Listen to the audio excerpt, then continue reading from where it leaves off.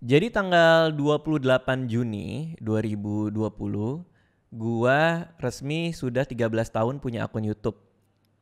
Karena pertama kali gue bikin akun YouTube itu tanggal 28 Juni 2007. Nah ini yang banyak orang gak tahu, gue itu sebenarnya udah lama ngapus-ngapusin video-video dari awal gue upload. Beberapa videonya gitu maksudnya. Kenapa? Karena gak ada yang penting. Jadi salah satu video itu kalau nggak salah gue lagi di kantor, gue dulu ngantor, terus ada salah satu karyawan bawa anaknya ke kantor, lalu gue pura-pura jadi dinosaurus nakut-nakutin tuh anak, itu anak kesenengan lari-lari tapi akhirnya kejedot meja terus dia nangis. Aduh itu nggak penting banget sih itu video, itu gue hapus. Ada video-video lain juga udah gue hapus. Jadi yang tersisa adalah apa yang bisa dilihat di channel ini. Nah, selama 13 tahun gue punya akun YouTube ini, banyak banget yang gue alamin, yang gue mau ceritain juga hari ini. Ini video cuman ngobrol-ngobrol santai aja ya, perspektif gue selama 13 tahun di YouTube. Mungkin masih sangat relate sama apa yang terjadi di YouTube saat ini, karena kemarin itu Skinny Indonesian 24 ya, Andovi sama Jovi kan juga baru cabut. Terus diskusinya jadi mengalir tentang bedanya YouTube lama sama YouTube baru tuh gimana, terus kenapa YouTube sekarang berubah dan lain-lain. Sebenarnya ini udah banyak dibahas sama anak-anak YouTuber-YouTuber lama sih, cuman mulai dari YouTube, mulai dari Andovi sama Jovi cabut tuh isu ini tuh jadi banyak didiskusikan lagi gitu, dan makin intens gitu dibahas sama orang-orang. Terutama dengan sekarang yang orang bilang dulu YouTube lebih dari TV, sekarang YouTube isinya artis TV gitu. Jadi gue mau sekedar ngasih perspektif gue juga soal hal-hal itu gitu di video kali ini.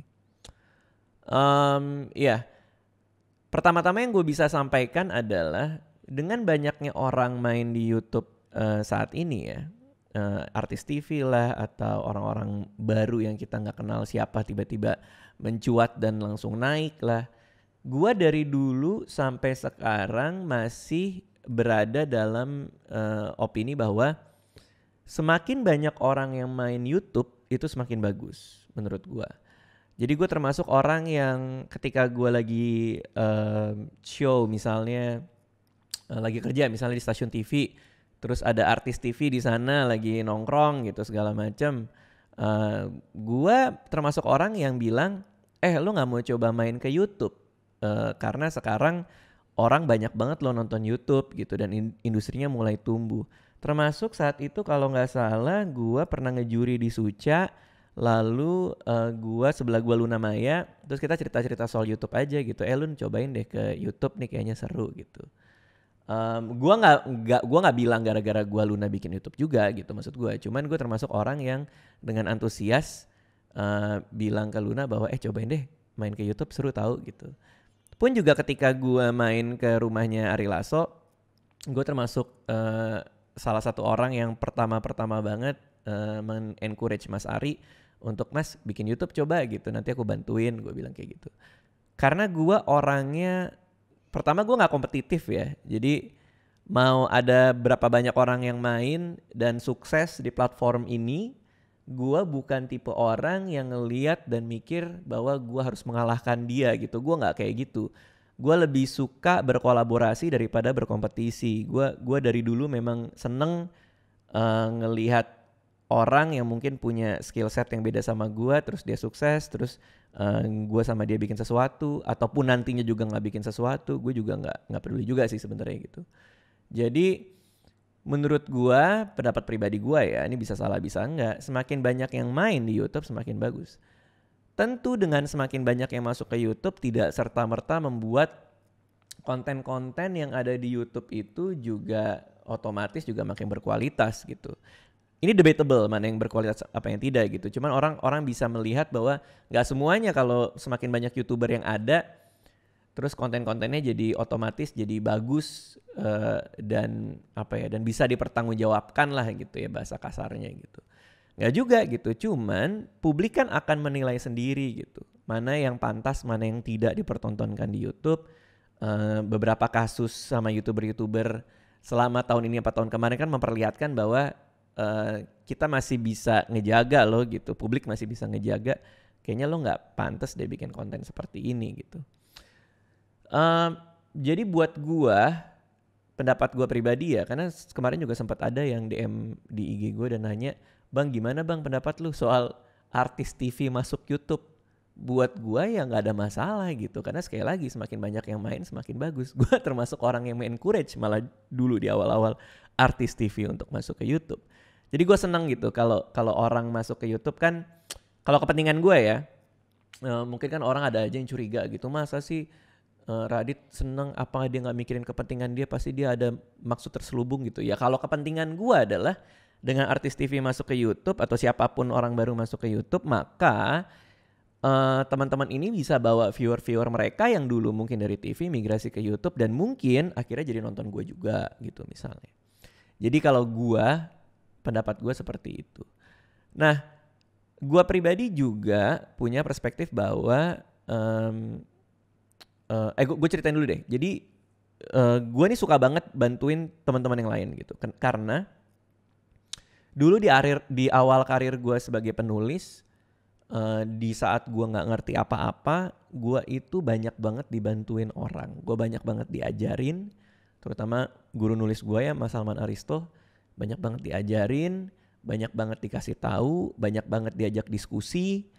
Bahkan dulu pas zaman-zaman gue masih ngeblog ya, belum jadi penulis dengan banyak buku gitu ya, masih ngeblog, gue bahkan bisa nekat ngajak ketemu salah satu direktur agensi iklan di Jakarta, ngajakin makan bareng untuk belajar gimana sih cara beriklan di era digital saat ini.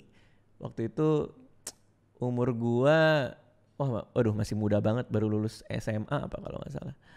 Nah terus direktur agensi iklan ini bukan cuman sekadar ketemu gua doang, karena gua ngajakin cuma satu orang ya, tapi beliau malah ngajakin teman-temannya juga orang-orang di iklan untuk nongkrong bareng gua.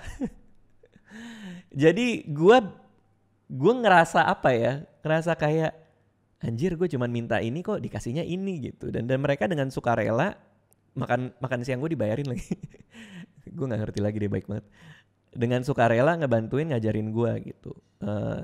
Ini loh caranya gini gitu. Jadi gue tuh masih ngebekas banget betapa beruntungnya gue di awal karir gue tuh dibantuin banyak orang. Maka itu yang mau coba gue bantuin ke banyak orang lainnya gitu.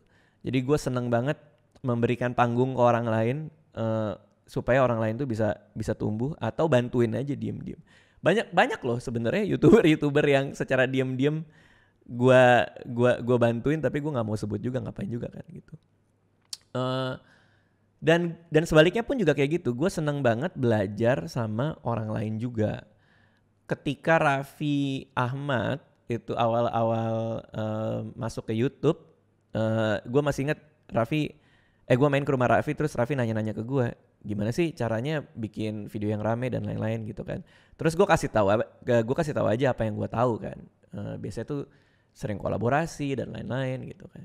Nah, ketika Raffi udah tiba-tiba melonjak dengan sangat tinggi, gantian Raffi main ke rumah gue pada saat itu, gantian gue yang nanya gitu, gimana sih caranya supaya bisa cepat banget gitu pertumbuhan YouTube-nya. Dan Raffi pun juga ngajarin beberapa hal yang dia tahu soal YouTube sesuai dengan pengalaman dia gitu. Jadi buat gue, dengan adanya teman-teman dari TV ini, artis-artis TV ini atau YouTuber baru ini, justru bisa ngasih kita pandangan-pandangan yang baru juga tentang YouTube kita tuh mau diapain. Dan nggak melulu semua harus kita ikutin. Kalau misalnya apa yang mereka lakukan itu tidak sesuai dengan, kan setiap YouTuber pasti punya kompas moralnya sendiri gitu. Apa yang mereka mau lakuin atau enggak, pas apa enggak sama mereka, gue mau sampai sejauh itu apa enggak untuk akun gue. Pasti masing-masing punya pegangannya sendiri gitu. Nah kalau itu nggak sesuai dengan pegangan kita, ya nggak perlu juga diikutin gitu menurut gue ya. Jadi mungkin itu pendapat gue.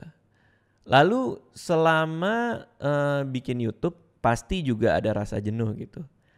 Ketika Andovi dan Jovi bikin video mereka mau berhenti YouTube, keesokan harinya gue baru sempat nonton video tersebut, lalu gue telepon Andovi langsung.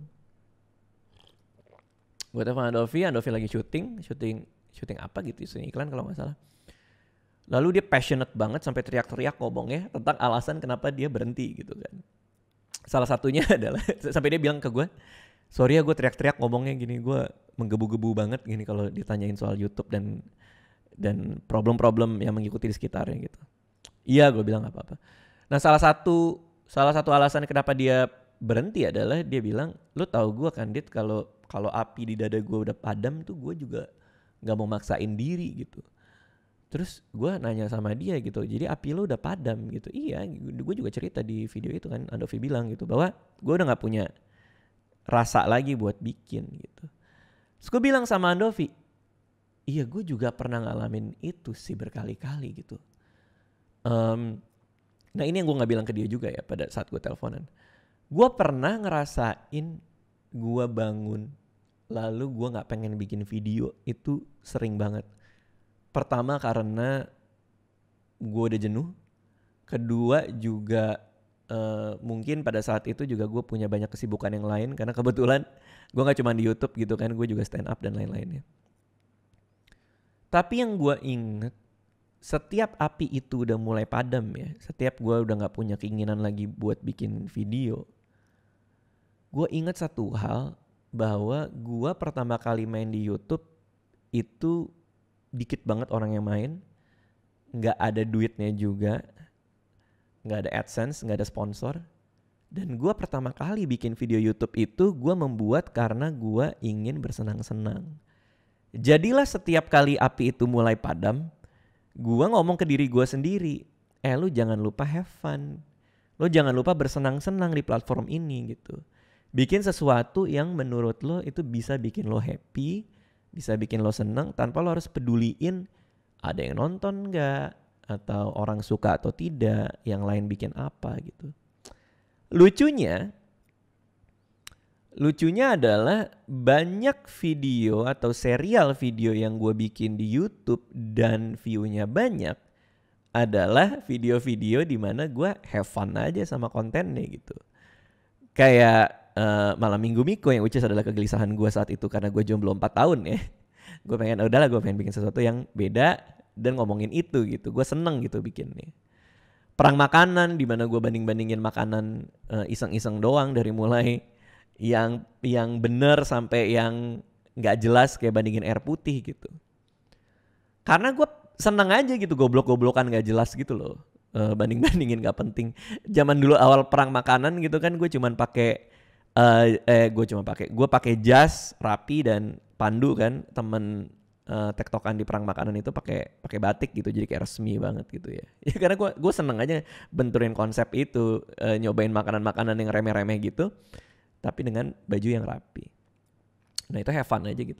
Sampai yang terakhir rame di YouTube channel gue, yaitu seri komedi tanpa ketemu, di mana gue bikin kompetisi stand up komedi tapi nggak usah ketemuan, lewat suara doang. Itu juga karena gue pengen bersenang-senang.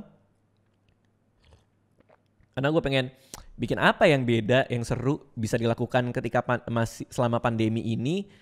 Tapi gue juga seneng gitu, gue terhibur juga. Kebetulan karena gue juga stand up comedian ya, gue seneng ngedenger stand up komedi orang kan. Ya udahlah kita have fun aja lah, kita bikin komedi tanpa ketemu. Nggak taunya video tersebut yang baru-baru ini nembus 1-2 juta view di YouTube channel gue gitu. Jadi gue seneng bersenang-senang, gue seneng bereksperimen. Menjaga kewarasan selama 13 tahun di platform ini juga penting ya. Dan menurut gue yang paling penting adalah kita fokus ke apa yang bisa kita ubah, bukan apa yang kita gak bisa ubah. Itu penting banget. Gini, algoritma YouTube kita gak bisa ubah. Itu urusannya udah sama perusahaan dengan begitu banyak orang yang sudah mikir dan akhirnya bikin algoritma gitu. Orang rame-rame bilang AdSense itu cuman bikin orang jadi bikin video yang mentingin view atau clickbait gitu. Ya kita nggak bisa ubah. AdSense itu akan selamanya, ya mungkin selamanya ada. Kita nggak bisa ilangin juga. Orang mau bikin konten receh, remeh, clickbait, kita juga nggak bisa ubah gitu. Rame-rame bilang bahwa YouTube jadi nggak asik, ini udah terlalu banyak giveaway buat nyari subs gitu misalnya. Ya itu kita nggak bisa ubah juga. Kita nggak bisa ngelarang orang Lu nggak perlu bikin giveaway, kita nggak bisa ubah itu. Semakin kita fokus ke apa yang kita nggak bisa ubah, pasti kita semakin stres. Karena kita nggak punya kendali atas hal-hal yang kita ingin berubah. Jadi kalau gue lebih mending gue fokus ke apa yang bisa kita ubah, yaitu diri gue sendiri. Oke, algoritmanya berubah. Ya lu bisa apa? Ya lu bisa ngikutin dengan algoritma yang baru gitu. Mungkin dengan video yang cukup panjang, memaintain watch time yang tinggi supaya tetap direkomendasikan oleh YouTube. Karena algoritmanya mungkin sedang seperti itu. Ya lu bisa ngikutin itu. Lu bisa ngikutin video yang bikin panjang. Tentu tetap dengan kompas moral tadi itu ya. Lu mau bikin yang penting kayak gimana gitu. Jangan sampai video cuma 3 menit terus sisanya blank selama 7 menit cuman buat dapat 10 menit supaya watch time-nya tinggi gitu misalnya. Ya enggak gitu juga gitu. Ya lo bisa gitu ke sana. Atau tidak, atau lo algoritma YouTube berubah. Gua emang enggak pernah bikin video panjang-panjang. Ya udah gua enggak mau ngikutin gitu. Ya enggak apa-apa juga gitu. Asalkan lo tahu resikonya bahwa mungkin secara algoritma tidak terlalu banyak tidak banyak direkomendasikan dan lo enggak bisa ubah itu. Yang penting itu gitu. Kita tahu, kita fokus ke kita tuh bisa mengubah apa sih gitu. Sekarang lagi rame video-video yang temanya seperti ini gitu. Ya udah lo mau gimana? Lo mau ikutan? Lo fokus sama apa yang lo bisa ubah. Kalau lo nggak mau ikut ya udah nggak usah gitu. Dan mereka masih pada trending gara-gara ngomongin itu ya biarin aja gitu. Lo gak bisa ubah itu. Lo gak bisa ubah orang mau upload apa atau bikin tren apa kan. Jadi kita fokus aja kita bisa ngapain. Kita mau ikut ayo, kalau gak ikut juga gak apa-apa gitu. Kalau gak ikut pun juga tahu resikonya apa gitu. Karena semakin banyak orang yang punya akses ke internet yang murah untuk nonton YouTube dengan kuota-kuota murah, maka akan semakin banyak orang yang dulu ngerasa YouTube adalah sebuah ekosistem yang eksklusif ya. Mungkin kreator-kreator lama yang ngerasa bahwa seleranya seperti ini. Tapi dengan kuota murah masuk, datang dengan orang-orang banyak dengan selera yang berbeda, yang mungkin dari demografi yang beda, mungkin lebih muda atau mungkin segmentasinya SES-nya mungkin lebih C atau D gitu, masuk ke YouTube membawa selera sendiri. Bukan maksudnya selera mereka lebih buruk ya, tapi seleranya beda dengan kita yang sudah lama di sini. Ya kita nggak bisa ubah itu, kita nggak bisa ubah selera orang. Kita akan capek untuk bilang bahwa ini penonton yang harus berubah, seleranya harus lebih tinggi. Ya mau gimana gitu. Lu nggak bisa terus banyak orang yang bilang juga soal ya konten kreatornya harus bikin konten yang berkualitas. Lo gak bisa mengubah orang mau bikin apa gitu. Yang kita bisa lakukan kita sendiri. Fokus aja kita bikin konten yang menurut kita berkualitas ya. Lalu terima semua resiko, ada yang nonton atau yang tidak, di komen apa tidak, direkomendasiin apa tidak gitu. Karena kita gak bisa ubah itu gitu. Fokus aja ke perjuangan kita. Kalau kita mau mencerdaskan bangsa Indonesia dengan konten-konten yang berkualitas dan hebat, ya udah fokus aja di sana gitu. Nggak perlu kita membidik teman-teman yang lain yang kita pikir tidak melakukan yang sama dengan kita. Itu menurut gua gitu loh. Jadi 13 tahun di YouTube ini banyak banget ya pembelajaran yang gua dapet gitu. Orang berubah, orang pindah, orang tumbuh. Lalu orang ada yang tinggal, ada yang pergi gitu. Jadi gue tuh ngalamin banget teman-teman yang ada saat ini mungkin ke depannya juga gak ada lagi gitu misalnya. Jadi ya tinggal itu semua pilihan kita. Kita mau bikin konten seperti apa yang bikin kita happy. Itu menurut gue. Anyway, gue jadi ngalor ngidur nih. Selama 13 tahun ini gue juga mau bilang makasih buat subscribers gue. Banyak banget orang yang mungkin sudah subscribe gue dari zaman dulu, dari zaman Malam Minggu Miko mungkin, karena itu salah satu seri gue yang banyak ditonton di YouTube gue. Terima kasih. Ataupun juga ada subscribers baru juga terima kasih. Mungkin ada yang subscribe gue dari zaman Alea lahir juga ya, makasih. Apapun yang terjadi adalah yang gue bisa bilang di YouTube channel gue tetap akan bikin konten-konten yang gue seneng aja gitu.